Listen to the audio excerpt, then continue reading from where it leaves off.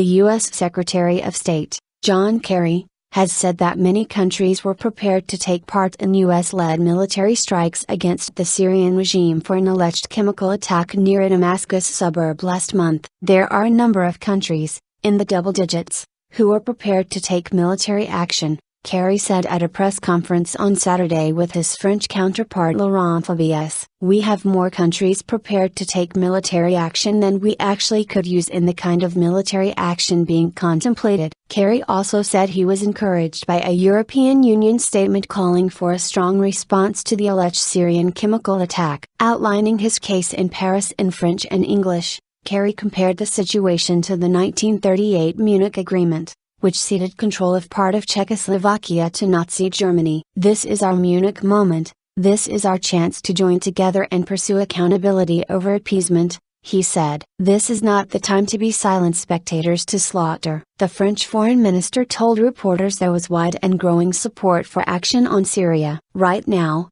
7 of the 8 countries in the G8 share our opinion on a strong reaction and 12 countries of the G20 also share this opinion, he said. The European Union has urged waiting for a report from UN weapons inspectors before any US-led military response. In Riyadh, the Gulf Cooperation Council urged the international community to intervene immediately to rescue the Syrian people from oppression, turning a blind eye. The carefully worded message from foreign ministers of 28 EU governments stopped short of endorsing possible US and French military action against Syria ahead of the report, which France's president said could come by the end of the week. Meanwhile, President Barack Obama urged Americans on Saturday to back him in launching an attack on Syria, as diplomatic pressure grew on the U.S. to wait for the UN report. Fresh from a European trip in which he failed to forge a consensus among G20 leaders, Obama plunged into a campaign on radio and television to try to convince a skeptical U.S. public and Congress of the need for a military strike. In his weekly address,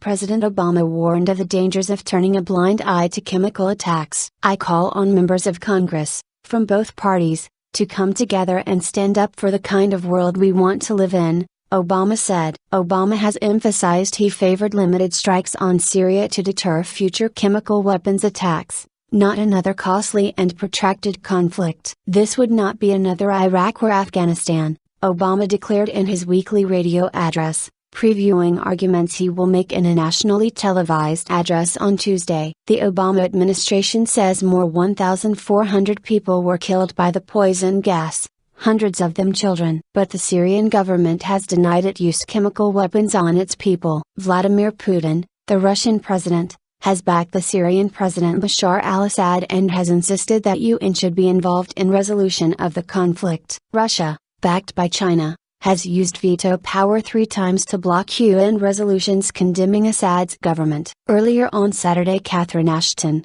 the EU's foreign policy chief, said that a clear and strong response must be delivered to Syrian regime, but urged those advocating military strikes to wait for a UN inspector's report. Senate vote. Speaking in the Lithuanian capital, Vilnius, on Saturday, Ashton said that the EU agreed that available information showed strong evidence that the Syrian government was responsible for the alleged chemical weapons attack on civilians on August 21.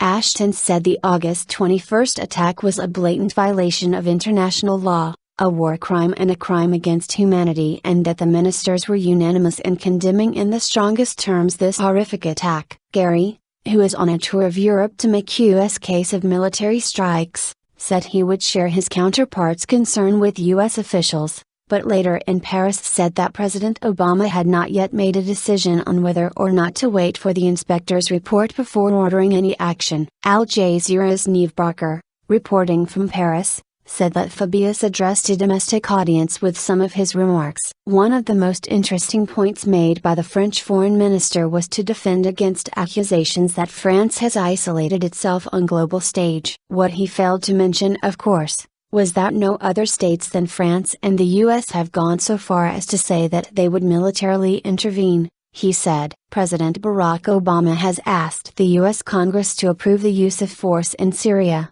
and on Saturday announced that he will be doing a series of television interviews ahead of a nationwide televised address on Tuesday. A final vote in the U.S. Senate is expected at the end of the coming week. A U.S. House of Representatives vote is likely the week of September 16.